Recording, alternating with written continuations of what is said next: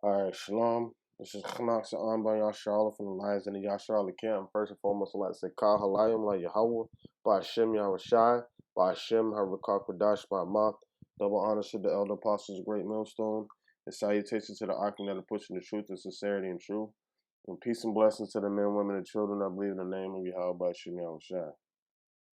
All right. So this is a quick lesson on deliverance, man, because we have a lot of sad perils to come, but it's a good thing because the more anticipated this thing gets, the closer we are to redemption and deliverance by our Redeemer and Deliverer, Yahweh Shai. All right, what's going to be sent down here by Yahweh to deliver the elect, the ones that truly believe in the name of Yahweh by Shem Yahweh Shai. So I just want to go into that whole word deliver and the whole spirit of deliverance. All right, Lord willing, is edifying that serves its purpose for the hopeful elect, the ones that truly believe in the name of Yahweh Shem Yahweh Shai, who all praise and glory goes to. All right, so right here is a definition of the word deliver. It says, bring and hand over a letter, parcel, or ordered goods. All right, who are those ordered goods? The elect of the children of Israel, where they're going to be brought. All right, out of the land of their captivity. All right, into their own land. It says bring and hand over a letter, parcel, or ordered goods to the proper recipients or address. All right, who is that recipient? All right, the angels are going to be doing the reaping to bring the elect to Yahweh Shai. All right, the ones that were chosen by Yahweh from the beginning. All right, and what is that? That would be the recipient. All right, the proper recipient, because right now we're in the hands of Esau. All right, and we're at the wrong address. We were delivered into captivity. All right, well now we're going to be delivered into the right address, and that address is our land in Israel when we come down out of the sky as New Jerusalem. All right, so a couple of similar words would be to send, dispatch, remit, hand over, turn over, transfer, make over, surrender. All right, surrender, relinquish. All right, so so so now we're being relinquished or surrendered over or turned over, right, to Yahweh Shem Yahweh Shai, the ones that are of the elect, the first fruits. And that's what we're waiting on. That's what deliverance is, what we're waiting on. That's why we pray for endurance so we could withstand the adversity to be delivered. All right. I want to go into a couple scriptures on that. I'm not gonna make this real long, but we all the spirit of deliverance, because we're in the year of prophecy. So as the more the prophecies unfold, the closer we get to deliverance. And that spirit's been kind of heavy lately because of the things that's been going on. You're seeing the bombing in Lebanon and everything.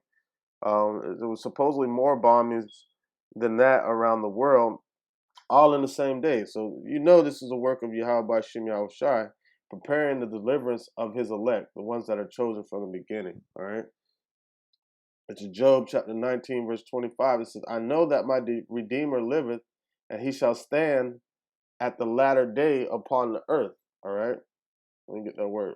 Redeemer is Gaal. It says a primitive root to redeem, all right, according to the original law of kinship, all right, to be the next of kin. It says to redeem, active kinsman, redeemer, avenge, ransom, to part of kinsmen. All right, who are the kinsmen? Who's the kinsman that's going to be delivering us? Yahweh Shai and the angels. All right, so he's delivering his kinship, meaning the people that are of the lineage of Abraham, Isaac, and Jacob, and of them, the elect of them, because 2/3 are going to be destroyed. All right.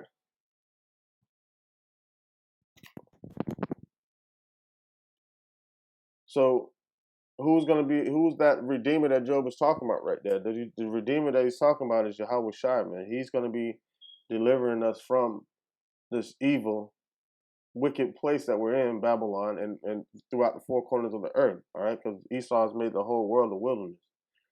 All right, Job 19:26, it says, "And though after my skin worms destroy this body, yet in my flesh shall I see Yahweh," by Shimei Awashai. Right. So Job understands reincarnation.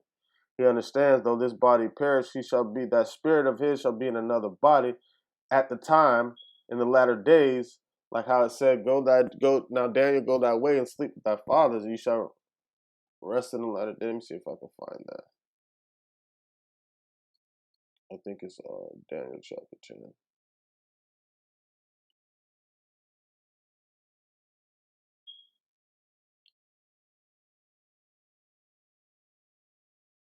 It might be chapter 12. I'm gonna try chapter 10 first.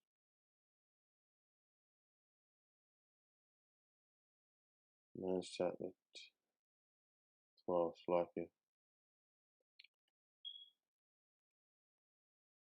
All right. This is Daniel chapter 12, verse 13. It says, "But go thy way till the end be, for thou shalt rest and stand in thy lot at the end of the day." So Job understood that reincarnation is real. Though this body perishes, there's another body that our spirit is going to be put in. But this time, after we've been put in the spiritual bodies, there's going to be no more transferring like that. We're gonna live forever, be able to go out into space. We're just gonna have spiritual powers. There's no more death. We won't perish anymore. All right. And Job understood that, and we all understood that as a nation. All right. This is Job 19:26 again. It says, "Although after my skin worms destroy this body, yet in my flesh shall I see Yahweh, whom I shall see for myself, and mine eyes shall behold, and not another. Though my reins be consumed within me." Right. So it ain't gonna be nobody else. Like just how you said, just how it says, John was Elijah, right? Ain't no like spirit of Elijah. It was that actual person in a new body. That spirit was taken out of that body and put into another body, because energy doesn't die; it just transfers. All right. And let me get And Job understood that. So with that's why the Lord is putting us back in the state of mind that we were in before us, so we won't fear death. All right. And death has Yahweh Shai has taken away the sting of death. All right. This is Job 5:19. He said, "He shall deliver thee in 6 troubles, yea, and 7 shall no evil touch thee."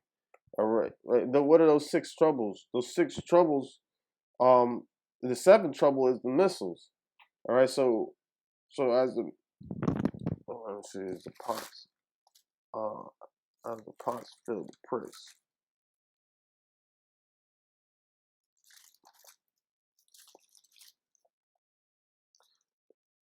Psalms 58 and 9. So he says, "She shall deliver us in 6 troubles, and the 7th shall not, so no torment touch thee." All right, we're going to get Psalms 58 and 9. It says, "Before your pots can feel the thorns, he shall take away all with a whirlwind, both living and in his wrath." And that whirlwind is those chariots delivering and the elect, right, from the thorns, which are the missiles, right, and leaving the ones behind in his wrath to be destroyed. So all in one swoop, as the angels are, because the angels, not only are the missiles going to be destroying, the angels are going to be zapping and destroying too. All right, because what did it say at that time? Let me get it, Daniel, again. So at that time, Michael the great prince shall stand up. And what it say in Revelation said there shall be a war in heaven. All right, this is Daniel 12:1. It says, "And at that time Michael shall stand up, the great prince which standeth up for thy children. Michael is under Yahweh Shai of thy people, and there shall be a time of trouble such as never seen since there was a nation, even to the same time, and that time thy people shall be delivered, everyone that should be found written in the book, right? Every one of the elect shall be delivered, the ones that are found written in the book. So him delivering us in let me get Job again. He shall deliver us in 6 troubles, the 7th will not touch us. So the ones that are of the elect shall not feel the wrath of the missiles. All right. But it said that we shall scarcely be saved. This is Job 5:19. It said, He shall deliver thee in 6 troubles. Yea, in 7 there shall no evil touch thee. And they're gonna see, you know what I'm saying? They're gonna see, the whole world's gonna see this, the deliverance of the elect. It says, In famine he shall redeem thee from death, and in war from the power of the sword. And what is that sword? Is those missiles. So that's that 7th trouble he was talking about. All right, it said, Thou shalt be hid from the scourge of the tongue, neither shalt thou be afraid of destruction when it cometh. So we're going to see all these things coming, but the Lord is going to put the Spirit on us for us to be content. All right? At destruction and famine thou shalt laugh, neither shalt thou be afraid of the beast of the earth. Because you're going to have a lot of wild things going on in these times, and where you're going to have only be able to have divine intervention to deliver us out of it. It said, knowledge and wisdom shall be the stability of that time and strength of salvation. All right, so he's going to set our minds on the way that we're going to be able to withstand, or we're not going to be afraid in that time. All right, it says, For thou shalt be at league with the stones of the field, and the beasts of the earth shall be at peace with thee. And thou shalt know that my tabernacle shall be in peace, and thou shalt visit my habitation. They shall visit my habitation and shall not sin. All right, but main point is he's going to deliver us in those 6 troubles, and we're going to laugh at destruction. That's the state of why everybody's running around and running amok and tripping and being afraid. The elect are going to laugh at what's going on in that time. Hell, we can start laughing now. Seeing all that's going on, man, understanding that we're getting closer to deliverance. This is Psalms 33:19. It says, all right, no, 18. It says, Behold, the eyes of the Lord, Yahweh Shem Yahushua, is upon them that fear him, upon them that hope in his mercy. Right. Because what it say in Romans 8:20, it says, For the creature was not subject to vanity willingly. Let me get that in my Bible. That hope, you know? Hope, keyword hope. Faith. This is Romans 8:20. It says, For the creature was not made subject to vanity, not willingly, but by reason of him who had subject the same in hope. Right? So we were made subject to this vanity, right? To show us the difference between good and evil, and put us in a situation to where we have to hope to get delivered by Yahweh Shem Yahushua. It says, because the creature, verse 21 says, because the creature itself also shall be delivered from the bondage of corruption into the glorious liberty of the children of Yahweh. All right. So now, that's us being subject to sin. And sin is what got us in that position in the first place. So once we get delivered, we shall be changed and get into those new bodies. And so we're not subject to sin anymore. That takes away the sting of death, and there's no more death. There's no more separation from Yahweh and his children. And they're not vulnerable to sin, because we will be out of those chains of darkness, and we'll be delivered, you know. All right, let me get a couple more and close it out. This is Psalms 91:1. It says, He that dwelleth in the secret place of the Most High shall abide under the shadow of the of the Almighty. And that secret place is these words, these scriptures, man. And even though we were scattered throughout the 4 corners of the earth, right? He's always kept a little sanctuary for us to be able to go in, and that's his word. We always find a way back through wisdom, the word. All right. This is Ezekiel 11:16. It says, Therefore thus saith the Lord Yahweh, although I have cast them afar off among the heathen, and although I have scattered them among the countries, yet will I be to them a little sanctuary in the countries where they shall come. Right. Right. And that sanctuary is his word, that spirit. All right. Therefore say, thus saith the Lord, Yahweh, I will even gather you from the people and assemble you out of the countries where ye have been scattered, and I will give you the land of Israel. And that's being going back to the deliverance part. Deliver, it says, bring and hand over a parcel, a letter parcel, or ordered goods to the proper recipient or address. That's bringing us back to Yahweh and placing us in our own land. That's deliverance, and that's what we hope for. That's what we thrive for. In the name of Yahweh by Shem Yahushai. All right, we'll get one more and close it out. This is Psalms chapter 34.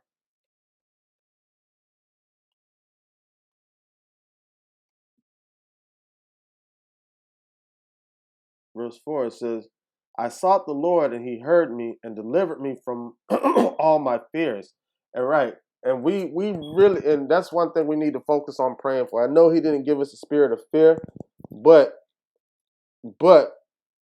it's gonna be a little anxiety, man. You gotta be real. Okay, a lot of people act like they tough, but we can't even begin to imagine the things that we're gonna see when all this stuff starts to go down. You know, so we ask that he give us more hope and faith and take away from the fear. So the scripture says he's going to do that because we're going to laugh at the calamities of these people. All right. They looked upon unto him and were lightened, and their faces were not ashamed. Right. We're not going to be ashamed for the things that we're doing in the name of Yahweh by Shem Yahushai. That's gonna be one of our rewards, seeing the things that we were prophesying about in the road that we took to come true. This poor man cried, and the Lord heard him and saved him out of all his troubles. Who is that poor man? The rich man of Lazarus. That poor man is talking about the elect of Jacob. All right. It says, the angel of the Lord encampeth around them that fear him and delivered them. O taste and see the Lord is good. Blessed is the man that trusteth in him. And that's why we had to put all our trust in him. I made a lesson the other day saying, we must put our trust in Yahweh because it's going to get real bad. They're trying to make it the way you have total dependency on the government and the new world order to walk around as blind like zombies, man. Verse 9, it says, "O fear the Lord, ye his saints, for there is no want to them that fear him." Right. We're not going to be in the need of anything. All right. The young lions do lack and suffer hunger, but they that seek the Lord shall not want any good thing. Right. Matter of fact, there's no want in the fear of the Lord. That's in Sirach. Let me get that real quick on my screen. I think it's 40. Yeah, Sirach 40 and 26. It says, riches and strength lift up the heart, but the fear of the Lord is above them all. There is no want in the fear of the Lord. It needeth not to seek help. And that's the point. And that's a precept to the Psalms 34 and 10. It says, the young lions do lack and suffer hunger, but they that seek the Lord shall not want any good thing. Right? Because money is not going to be worth us anything to us at that time. All right, so money shall profit nothing in the day of judgment. But a sound mind and a true understanding of what's to come and what's happening is what's going to take away that fear of what's happening and put our fear in Yahweh by Shem Yahushai, which we're displaying the fear, because the fear of the Lord is the beginning of wisdom and understanding. It says, verse 11, it says, come ye children, hearken unto me, I will teach you the fear of the Lord. What man is he that desireth life and loveth many days, that he may see good? All right, if you desire this, that you're going to seek Yahweh by Shem Yahushai to have a long life and endure to the end. Keep thy tongue from evil and thy lips from speaking guile. Right, so you can become a virgin and have no guile found in your mouth, according to Revelation chapter 14, verse 4. It says, depart from evil and do good, seek peace and pursue it. All right, the peace is peace between you and the Father. And how do you seek that peace through you and the Father? is seeking the face of Yahweh Shem Yahushai. All right. The eyes of the Lord are upon the righteous, and his ears are open unto their cry. Right, the ones that sigh and cry for the abominations that are done in the midst of Israel, according to Ezekiel chapter 9, verse 4. All right, verse 16, it says, the face of the Lord is against them that do evil, to cut off the remembrance of them from the earth. And that's who is he going to cut off the remembrance of them from the earth? It's Esau. All right, he's been trying to cut us off this whole time, but ever since Genesis, he's been trying to cut us off. But now the Lord's going to cut him off in our deliverance after 1,000 years of slavery. All right. And I'm going to close it out with this verse right here, verse 17. It says, this is Psalms 34:17. It says, the righteous cry, and the Lord heareth and delivereth them out of all their troubles. And that's the point, man. And that's the key factor, man. The Lord promised to deliver us as well as he promised for these calamities to happen. But he also promised us deliverance, and he doesn't break a promise. He's not a God that he shall lie. And Lord willing, this lesson was edified and served his purpose for the hopeful elect, the ones that truly believe in the name of Yahweh by Shem Yahushai. And I'd like to say, God halayim la Yahweh, by Shem Yahushai, by Hashem Harakah Kodash Ma'amah. Double honors to the elder apostles of Great Millstone, and salutation to the Akim that are pushing the truth and sincerity and truth, and peace and blessing to the men, women, and children that believe in the name of Yahweh by Shem Yahushai. All right, shalom.